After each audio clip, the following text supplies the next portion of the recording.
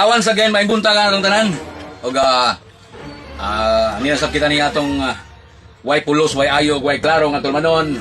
Ang anino sa irong buwang, no? Pero daghang kay salamat to sa nagsubay, no? Sa nalikyat og lantaw sa matag karon og unya, no? Daghang kay salamat sa atong mga followers diya nga makananayong nag-follow nato, ayong nagsunod-sunod nato kung asa ta mo adto, no? O ginaot mo ta nga og magsunod-sunod mo nako. Kay tungod lagi followers mo, ayaw mo kumpiyansa kay basig masalaan niya ako, maapil mo. Well, anyway, atong hisgutan sa magkadyot, karong buntagan, no, kabahin sa ening mulo og reklamo sa usa nato kay Gala, no.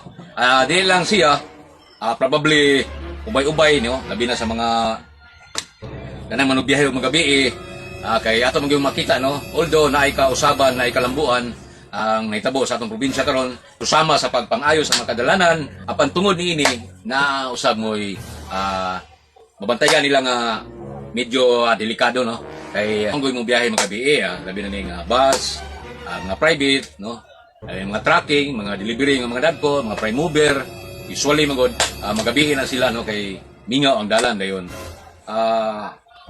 Inisyatibo na po sa driver ingon man sa kumpanya nga ilang gi-allow ang ilang mga tawo nga mobiyahe og gabi kay para paglikay sa traffic, no.